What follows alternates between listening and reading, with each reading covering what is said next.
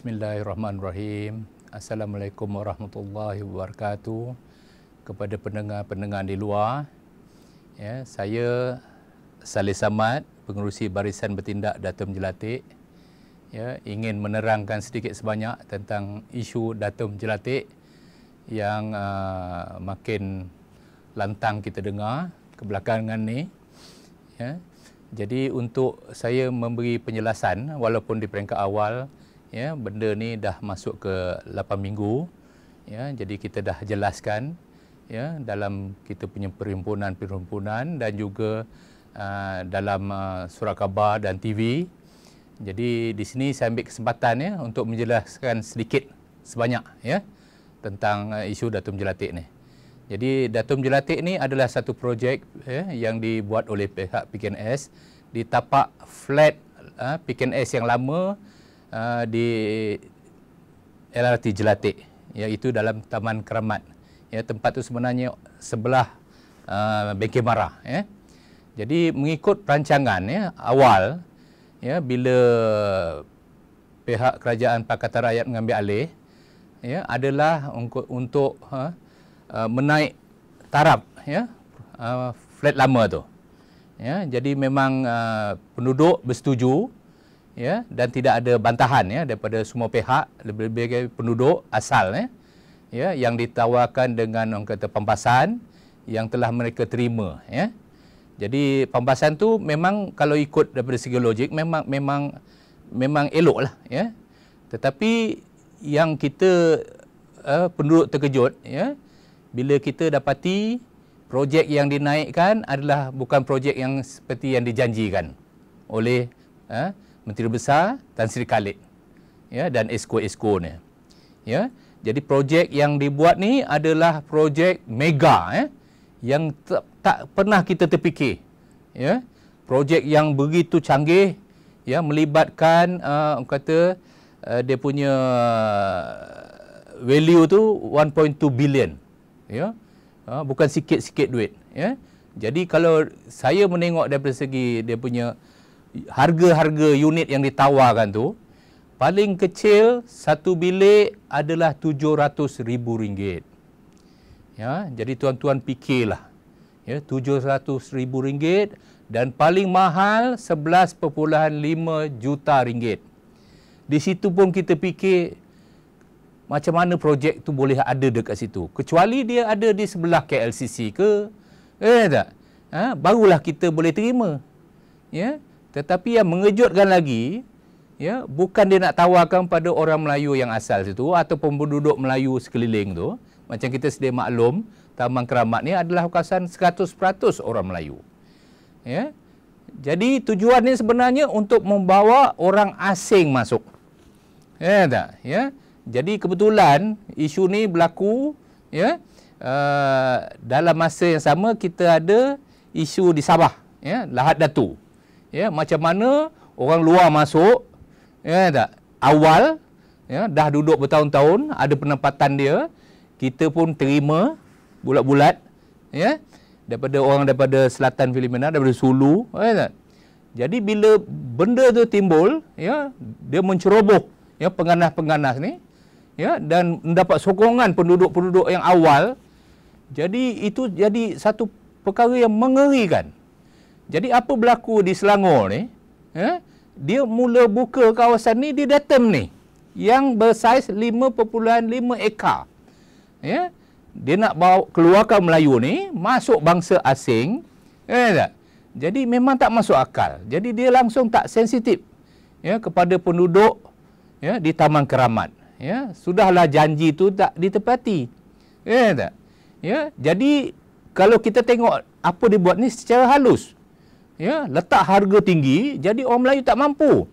Ya, jangan cerita pasal kota lah. Ya, tak? Kota tu sebenarnya sudah tak ada.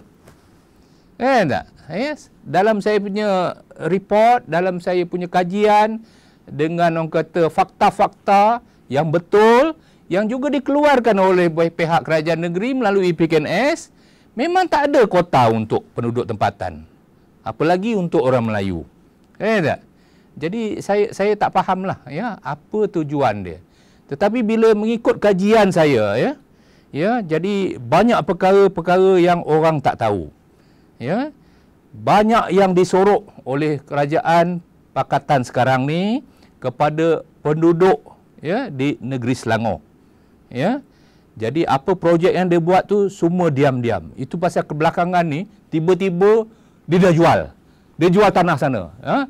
Dia jual sana, sign sini. Ya. Tanpa orang di sesuatu tempat tu tahu benda ni. Apa yang sebenar berlaku.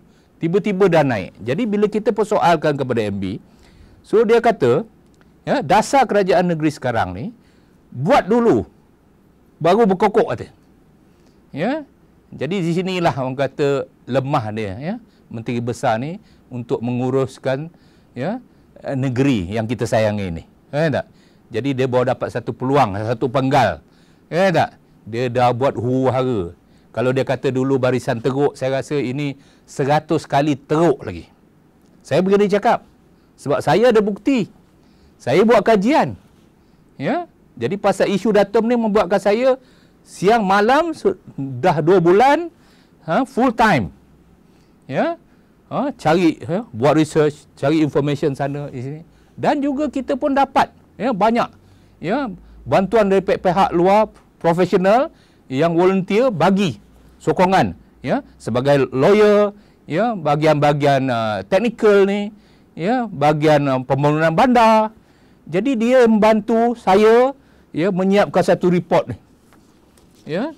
Ya tentang datum ni apa impact dia. Jadi di sini semua ada. Kalau saya pergi ceramah mana-mana inilah saya bagi kepada setiap yang datang untuk mendengar ceramah. Ya, saya tak boleh nak cerita lagi. Memang letih. Tapi di sini komplit. Ya, dari segi legal dia memang dia salah. Ya. Majlis yang meluluskan DO pun salah. Majlis Bandaran Ampang Jaya. Dia meluluskan tu untuk projek yang dirancang awal. Tapi kenapa projek yang besar ni nak naik? Ya tak? Jadi macam saya cakap tadi, kalau dia kata tadi dia bagi penduduk yang awal tu asal tu 300,000. Ya, tapi penduduk tu menganggap itu memang satu jumlah yang besar, dia ingat buat mampu bilik yang biasa. Tetapi bila pihak PKNS, pihak MB kata premium dia 52 juta, maknanya tanah tu begitu tinggi nilai dia untuk projek datum ni. 52 juta. Jadi kalau saya tahu, saya penduduk situ, saya ada rumah situ, saya akan bagi tahu semua jangan keluar. Ya. Kalau dia nak on juga, kita boleh minta 1 juta. Sekurang-kurang. Ya, kalau ada 300 unit rumah tu, sebenarnya kalau dia kata tadi prihatin nak mengkayakan orang Melayu, kenapa tak jadikan dia orang ni milioner? Bagi 1 juta. Tak? Ya, ini baru cakap 300,000 ataupun projek tu penduduk jangan keluar. Tak? Jadikan joint venture partner, bangunkan, bagi satu unit. Biarlah pindah-pindah pindah-pindah lain tempat tak apa. Ya, tapi ujung tahun dia ada dapat dividen. Ya, dia tak kerja pun tak apa. Kalau with this kind of project. Ya, tak? Jadi di sinilah pihak PKNS dan kerajaan negeri tidak inovatif. Dia kata dia lebih baik. Dia kata dia lebih advance ya daripada orang Barisan Nasional. Saya tak ada pihak mana-mana parti. Saya bukan ahli parti. Tak ya. Tapi saya Om Niaga ni bila kita menengok satu isu tu, kita gunakan kepala otak kita. Tak. Kita bukan dengar kedai kopi ni. Tak ada, saya bukan jenis tu. Ya, saya pun merantau luar negara. Ya, jadi jangan anggap Menteri Bahasa kata yang membising ni macam orang katak bawah tempurung. Tak? Ya, itulah salah dia. Ya, dia underestimate orang Datuk Keramat. Sampai kan dia buat statement. Ampang, Keramat, Shah Alam bukan tempat orang miskin. Ya, saya repeat MB punya statement. Ampang, Keramat, Shah Alam bukan tempat orang miskin. Sampai macam tu sekali. Ya, hati saya terguris dengar macam tu. Macam mana satu orang menteri besar Melayu boleh membuat satu statement macam tu? Ya, kenapa orang tak bising? Ya, saya tengok masa tu dia launching pecah tanah di Jelutong. Semua orang tepuk tangan. Tapi saya menangis. Tak? Ya, saya puas menangis. Bila isu ni timbul, tak? Saya fikir macam manalah orang yang memerintah ni sekarang berfikir. Hancur. Tak? Itu pasal sekarang ni saya dah mula mempersoalkan. Ya, 2 minggu lepas. Saya question all the board directors. Tak kisahlah dia tu jawatan apa ke, SUK ke, pegawai kewangan negeri, semua saya kacau. Kenapa dia tidak tengok apa yang berlaku dalam PKNS? Dia duduk di board, ya, ahli lembaga pengarah. Ya, saya bagi deadline sampai last Friday. Pukul 5, saya cakap jangan salahkan saya kalau benda ni meletup. Ya. Jadi ini dari segi integriti. Jadi pihak Kerajaan Selangor mengatakan PKNS adalah satu ACDC yang pertama di Malaysia yang ada Integrity Pact. Ya, dia sign dengan Transparency International dengan MACC, Badan Pencegah Rasuah. Ya. Jadi di sini orang kata pelik. Jadi yang orang dilantik dalam Integrity Pact ni pun daripada MACC, daripada Transparency International pun tak nampak apa yang berlaku dalam PKNS sekarang. Tak? State tu memang kita faham lah kalau kepala dia macam tu, MB dia, ya, cakap dia, tak? Tapi dia tak tahu apa berlaku. Tak? Ya? Tiap-tiap bulan dapat allowance board directors. Ya, tanggungjawab, amanah. Rakyat bagi amanah. Ya, jadi dia tak amanah. Dia menipu rakyat. Ya. Jadi itu yang saya marah. Ini yang saya akan persoalkan. Ya. Jadi saya akan kejar sampai lubang cacing. Ya, walaupun orang kata tadi kabinet akan dibubarkan. Ya, saya tak ada bagi peluang. Termasuk juga orang-orang politik ni. Ya, si Azmin, Iskandar yang dalam board ni dan juga Teresa Kok. Ya. Saya berani cakap, ya. Ya. Kerajaan Selangor sekarang bukan orang Melayu yang merintah. Apa yang berlaku dalam PKS pun bukan orang Melayu punya keputusan. Ya. Jadi di situ saya akan reveal, ya. Mungkin dalam 2-3 hari lagi saya akan buat press conference. Ya, saya nak semua press datang. Ya, jadi bukan kerja mudah saya untuk membuat research. Ya, who and who, ya. Kalau tengok website pun dah mula naik gambar-gambar, ya. Pegawai-pegawai yang terlibat. Ya, tapi saya belum tuduh. Saya belum bawa perkara ni, ya, ke pihak atasan. Ya.